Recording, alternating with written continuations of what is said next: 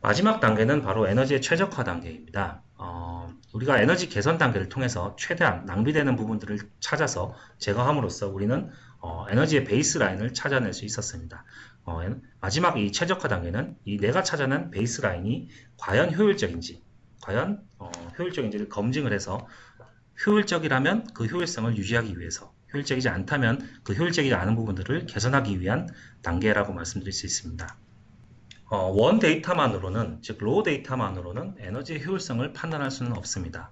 예, 보이시는 그래프는 에너지의 사용량과 어떤 온도의 사용량을 비교한 그래프입니다. 즉, 이 꺾은線그래프는 온도를 의미하고 있고요. 이 막대 그래프는 에너지 사용량을 의미하고 있습니다. 이런 데이터를 보고 나면 우리는 판단할 수 있는 것이 이 온도가 에너지 사용량에 영향을 미치는 요소다라고 판단할 수는 있겠죠. 하지만 이날 에너지 효율성이 좋다, 안 좋다는 판단할 수 없습니다. 왜냐하면 이 최종적인 에너지 사용량에 영향을 미치는 요소는 온도만이 아니기 때문입니다. 예를 들어서 어떤 날은 생산 좀 많이 했을 수도 있고, 어떤 날은 생산 시간이 작았을 수도 있고요. 어떤 날은 사람이 많았을 수도 있기 때문에 이 에너지 사용량은 온도에 따른 결과라고 볼 수는 없기 때문입니다. 즉, 원 데이터만으로는 에너지 효율성을 판단할 수는 없습니다. 에너지 효율성을 판단하기 위해서 가장 쉽게 사용되는 방법 중에 하나는 바로 데이터의 정규화입니다. 즉, 에너지 원단이라고 표현하는, 즉 에너지 사용량을 특정 변수로 나눠서 이런 효율성을 비교하는 방법인데요. 그래프에서 보시는 것 같이 주황색은 원 데이터입니다. 즉 에너지 사용량을 의미하고 있고요. 이 파란색의 그래프는 이 에너지 사용량을 그날의 생산량으로 나눈 에너지 원단위 값입니다. 주황색 그래프만 봤을 때 두 번의 월요일은 다른 날에 비해서 훨씬 많은 에너지를 사용했습니다. 그럼 이 두 번의 월요일은 다른 날보다 에너지 효율이 나쁜 날이었을까요? 하지만 에너지 원단위를 같이 봤을 때 에너지 원단위에는 크게 변화가 없었음을 확인할 수 있습니다. 즉, 이 두 월요일에는 다른 날보다 더 많은 생산을 했기 때문에 더 많은 에너지를 사용했을 뿐이지 에너지 효율이 좋지 않았다는 것을 의미하지는 않습니다. 즉 이런 데이터의 정기화, 즉 에너지 원단위의 분석은 원 데이터를 보는 것보다는 조금 더 에너지 효율성을 판단할 수는 있지만 역시나 크게는 두 가지 정도의 문제점을 가지고 있습니다. 첫 번째는 이런 에너지 원단위는 나누는 변수의 값에 따라서 상대적인 값입니다. 즉 어떤 변수로 생산량으로 나눌 것인지 아니면 생산 시간으로 나눌 것인지 아니면 생산 인원으로 나눌 것인지 어떤 값으로 나누냐에 따라서 어떤 상대적인 값들이 나오기 때문에 만약에 내가 여러 가지 요소들을 종합적으로 판단해야 할지, 즉 어떤 에너지 생산량과 제실 인원, 생산 인원, 생산 시간 이런 것들을 종합적으로 고려하기에는 부족한 데이터가 될 수 있습니다. 또한 이러한 에너지 원단위는 발생한 이후에만 판단할 수 있다는 그래서 내가 실시간으로 에너지 효율성을 판단하기에는 항상 늦는다는 단점이 있습니다. 왜냐하면 이런 에너지 원단위는 생산 인원이 집계된 이후에만, 생산량이 집계된 이후에만, 또는 온도가 집계된 이후에만 나오는 데이터이기 때문에 항상 뒤에, 즉 결과가 발생한 이후에만 판단할 수 있습니다. 즉 내가 실시간으로 에너지 효율성을 판단해서 사용하기에는 항상 늦는다는 말이 되겠죠. 그래서 이러한 데이터의 정규화는 두 가지의 문제점을 가지고 있기 때문에 어떤 조금 더 에너지 효율성을 판단할 수 있는 더 좋은 방법이 요구되고 있습니다. 이러기 위해서 이제 슈나이더 일렉트릭뿐만 아니라 많은 이런 에너지 관리 전문 업체들에서는 에너지 모델링이라는 기능을 제안을 하고 있습니다. 에너지 모델링의 기능에 대해서 간략하게 설명을 드리면 화면에 보시는 것처럼 먼저 베이스 부하를 입력합니다. 즉 우리 공장에, 우리 빌딩에 어떤 최소한의 환경을 유지하기 위해서 필요한 전력을 의미하고 있습니다. 그리고 두 번째는 에너지 사용에 영향을 미칠 수 있는 어떤 각종 변수들의 데이터를 입력하는 것입니다. 이런 변수들이 어떤 것들이 있는 것은 다음 페이지에서 설명을 드리도록 하겠습니다. 마지막은 비즈니스 스케줄을 입력하는 것입니다. 휴일은 언제인지, 근무 시간은 언제인지 이런 비즈니스 스케줄을 입력하면 이런 에너지 분석 엔진에서는 이런 것들을 고려하여 모델링된 값을 도출하게 됩니다. 이런 에너지 모델링을 위해서는 히스토리컬 데이터가 필요합니다. 적게는 한 1년 정도의 에너지 어떤 사용 기록을 담은 에너지 이력 데이터가 필요하고요. 이러한 이력 데이터를 기반으로 에너지 분석 엔진은 에너지 사용량을 분석해서 이런 모델링된 값을 도출할 수 있는 것이고요. 이런 모델링 된 값을 무엇을 의미하냐면 주어진 조건에서 가장 효율적으로 에너지를 썼을 때 어느 정도의 에너지를 쓰는 것이 적정한지를 표현해 주는 값이라고 할 수 있습니다. 그러면 이러한 에너지 모델을 가지고 있다면 이런 모델링 된 데이터와 측정된 데이터를 비교함으로써 우리는 에너지 효율성을 판단할 수가 있게 되는 것입니다. 즉 모델링 된 값, 예측된 값 대비 많이 썼다면 에너지 효율성이 나쁘다라고 표현할 수 있는 것이고, 만약에 적게 썼다면 에너지 효율성이 좋다라고 판단할 수 있게 되는 것입니다. 이런 에너지 모델링은 그에 앞서서 이제 에너지 모델링에 대해 조금 더 이제 자세히 설명을 드리기 전에 이러한 에너지 사용량에 영향을 미치는 요소에 대해서 간략하게 설명을 드리도록 하겠습니다. 이러한 에너지 사용량에 영향을 미칠 수 있는 요소에는 일반적으로 가장 대표적인 것이 날씨입니다. 외기 온도, 습도, 기상 이변 등이 있을 수 있고요. 그 다음으로는 생산량입니다. 생산 개수라든지 생산 어떤 전체 무게 이런 것들로 표현할 수 있을 것 같고요. 업무 시간, 생산 인원, 빌딩 내 제실 인원, 그리고 운영 스케줄, 기본 부하의 크기 또는 뭐 조도, 이산화탄소 농도 등 이런 것들이 일반적으로 에너지 사용량에 영향을 미치는 요소다라고 할 수 있습니다.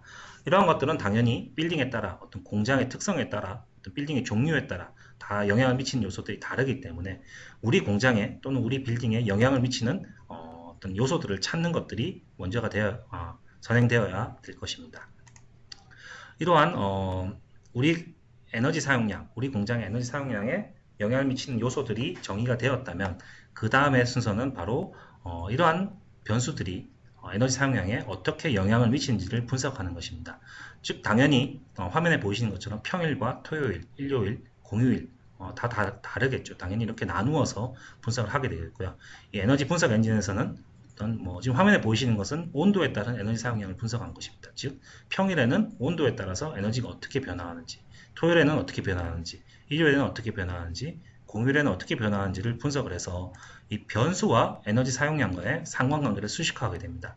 상관관계 분석을 통하는 것이 되겠죠. 즉 이런 변수와 에너지 사용량의 상관관계를 수식함으로써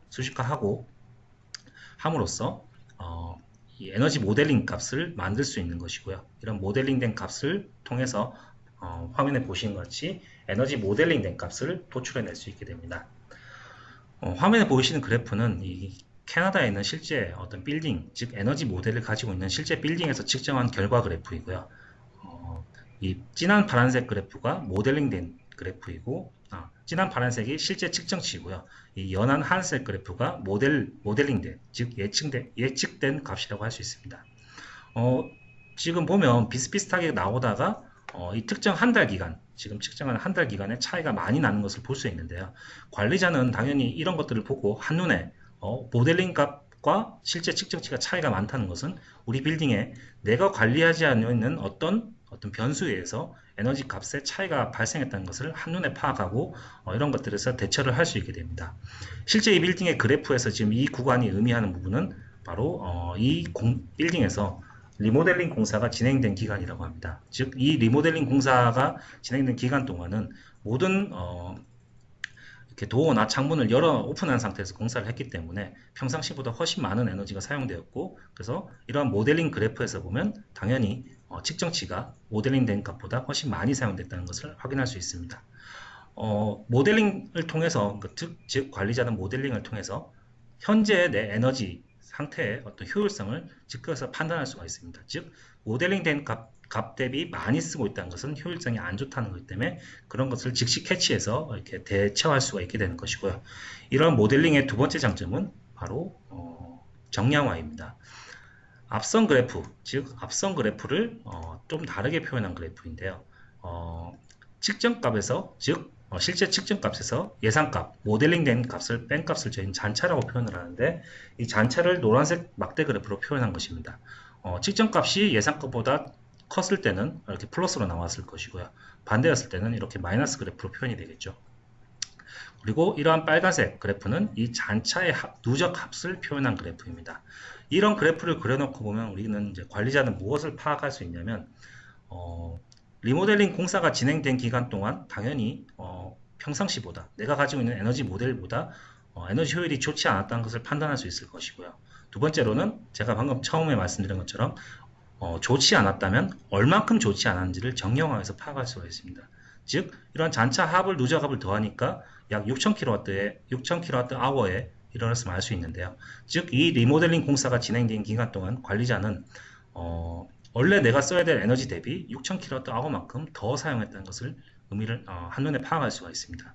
즉 비효율적이었다면 얼만큼 비효율적이었는지 또는 효율적이었다면 얼만큼 효율적이었는지를 파악할 수 있으면서 정량할 수 있기 때문에 관리자는 이런 것들을 굉장한 뭐 리포팅이나 이런 부분들에서 이런 것들을 활용할 수 있게 되는 것이고요. 마지막 에너지 모델링의 장점은 바로 예측입니다. 즉 내가 에너지 모델을 가지고 있다면 내가 주어진 조건을 입력하면 그 조건에 따른 에너지 사용량을 예측할 수 있다는 것이 에너지 모델링의 세 번째 장점입니다. 마지막 에너지 모델링의 장점은 에너지의 개선 성과를 객관적으로 측정하고 정량할 수 있다는 것입니다. 왼쪽의 그래프는 보일러의 제어 로직을 개선한 이후에 에너지 모델과 어떤 실제 값을 비교한 그래프인데요. 여기서 파악할 수 있는 것은 보일러 제어 로직을 개선하고 나서 당연히 에너지 모델 대비 측정값이 이렇게 변하는 것을 확인할 수 있을 것이고요. 두 번째는 만약에 저희가 2015년에 보일러 제어 로직을 개선을 했는데 2017년이나 16년에 다른 어떤 개선을 했다면, 예를 들어서 뭐 LED 조명을 2017년에 개선을 했다면, 그러면 2017년 이후의 결과는 이 보일러의 제어 로직에 의한 결과와 LED 조명에 의한 결과가 혼합되어서 나오게 될 것입니다. 하지만 이러한 에너지 모델링 기능은 어떤 각각의 기능을 개별적으로 도출해낼 수가 있습니다. 즉, 보일러 제어 로직에 의한 결과만을 객관적으로 분리해낼 수가 있다는 얘기가 되는데요. 만약 여러 가지 개선을 동시에 한 결과라면 각각의 개선 효과를 객관적으로 측정하고 정량할 수 있기 때문에 여러 가지 개선을 동시에 복합적으로 수행한 경우에 이런 것들을 객관적으로 분리해낼 수 있다는 장점을 가질 수 있습니다.